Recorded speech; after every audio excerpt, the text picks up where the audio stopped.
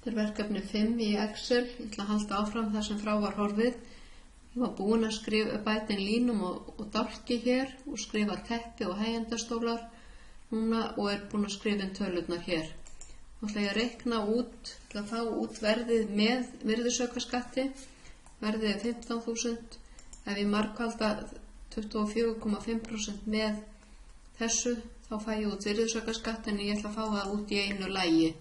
Þannig að ég segi sama sem 15.000 krónur, margfaldaða með, svo þarf ég að opna sviga, skrifa töluna 1 sem stendur fyrir 100% eða 15.000 krónurnar í þessu tilfelli, pluss 24,5%, og ég þarf að festa tilvísun í hólfið því ég ætla að afrita niður, alltaf að margfalda með 24,5%.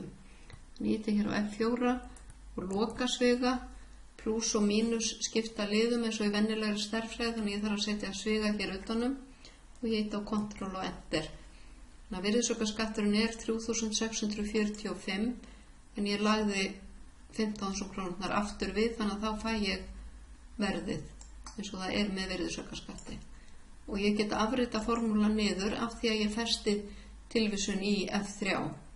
En nú vil ég að það standi hér VAFSK 24,5%, og Excel skilur bara tölur, þannig að við þurfum að móta hólfið á sérstakann hátt. Þannig að ég ýti hér á hægri músanapp og fer í Format Cells og í Number og ég vel hérna Custom og finn 0,0%, það hérna, tek út annað núllið.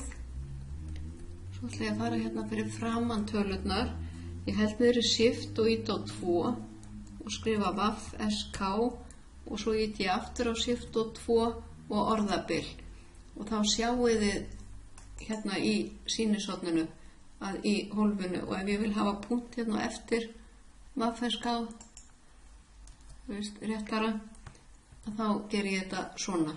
Þannig að það ýtið á Shift og 2, skrifi VAFSK og punkt, lokið með Shift og 2 og orðabil til að það komi bil hérna á milli VAFSK og 24,5%. Og ef ég segi OK hér, þá kemur þetta svona út. Og ef ég vil hafa þetta örlítið breiðara, en hér upp á ritlínunni stendur bara 24,5%, en við erum að blanda saman tölum og texta í F3. Nú þurfum að reikna þetta aftur. Verðmæti sölu þá F4 margfalda með sölunni sem var D4, þannig að ég get bara breytt þessu hér og afritað formúluna niður. Þá fæ ég hérna 8.441.100. Það þægilegra að hafa 1000 punkta á hérna niðurstöðutölunum. Það þægilegra að lesa úr þeim. Ég ætla að afrita lagarlok og ég þarf að setja aftur hérna inn bottom border. Þá lítur þetta svona út. Ég ætla að vista og svo sýni ég ykkur í öðru myndskeiði hvernig þið útbúið myndrit við verkefnið.